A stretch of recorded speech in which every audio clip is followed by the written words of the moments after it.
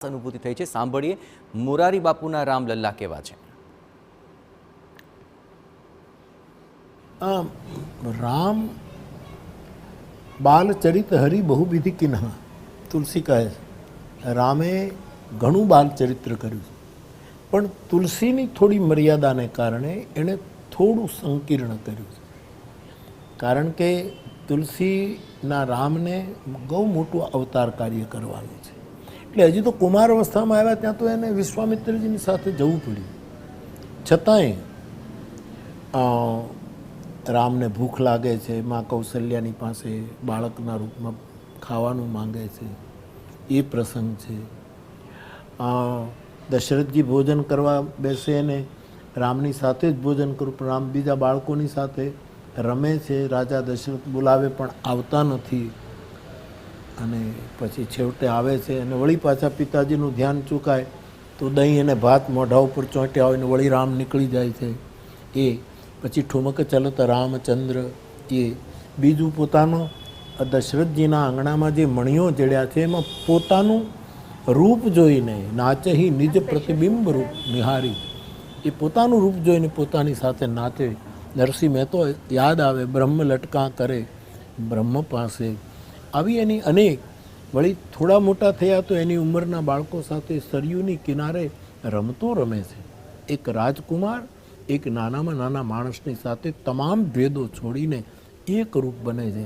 એ જાણે ઉદ્ઘાટન કરે છે કે હું સૌનો છું, તમામ પ્રકારની અવસ્થાનો હું, તમામ સમાજનો, તમામ દેશનો. અને આ એક નિહારિકા નહીં, જગત જેટલી નિહારિકાઓ બ્રહ્માંડમાં છે, હું એ બધાનો છું, એ બતાવવા માગે છે. બીજું, એકવાર ચંદ્રની માંગણી કરે છે, મારે ચંદ્ર જોઈએ છે, એની જીદ પણ કરે છે બાળલીલામાં. એકવાર હનુમાનજી, એક મારે વાનર જોઈએ છે, એવી પણ. આવા નાના મોટા ઘણા પ્રસંગો. અને તુલસીમાં થોડું સીમિત છે, પરંતુ આનંદ રામાયણ આદિ ઘણી રામાયણો એમાં આવા સુંદર સુંદર પ્રસંગો પણ આલેખ્યા છે. આજે ચર્ચા પણ રામ છે, તમામના મુખમાં માત્ર રામ જ રામ છે. રામચરિત માનસનું પઠન છે અને તેની વચ્ચે રામના વ્યક્તિત્વ વિશે, રામના ગુણ વિશે શૈલેષ સાકપરિયા શું કહી રહ્યા છે એ પણ આપને સંભળાવીએ. મને વ્યક્તિગત રીતે ખૂબ ગમે છે અને એ છે એમનો આત્મવિશ્વાસ. જ્યારે મિથિલા નરેશ જનકજીએ પોતાની દીકરી સીતા માટે સ્વયંવરનું આયોજન કર્યું અને સમગ્ર ભારતમાંથી કેવા પ્રતાપી રાજાઓ એ સ્વયંવરની અંદર પહોંચ્યા હતા, કેટલા મહારથીઓ હતા, કેવા શક્તિશાળી અને વીર યોદ્ધાઓ હતા. અને એ બધા રાજાઓએ શિવ ધનુષ, પિનાક ધનુષને ઉપાડવા માટેનો પ્રયત્ન કર્યો, પણ કોઈથી એ ધનુષ્ય ઉપડતું નહોતું. રામ એ વખતે કિશોરાવસ્થામાં હતા, હજી યુવાવસ્થામાં એમનો પ્રવેશ થતો હતો. અને વિશ્વામિત્રની આજ્ઞાને લઈને રામ એ ધનુષ ઉપાડવા માટે જાય છે. ધનુષને ઉપાડે પણ છે અને ધનુષને તોડે પણ છે. કેટલો આત્મવિશ્વાસ ગુરુના વચનમાં. વિદ્યાર્થી તરીકે મારે એ કહેવું છે કે તમારા શિક્ષકના વચનમાં પણ વિશ્વાસ રાખજો. તમારાથી બધું જ થઈ શકે. પ્રભુ રામના જીવનમાંથી આ શીખીએ કે આપણને આપણી જાત પર વિશ્વાસ હોય. હું બધું જ કરી શકીશ, મારાથી બધું જ શક્ય છે. નોર્મનનું એક બહુ જ પ્રસિદ્ધ કોટેશન છે.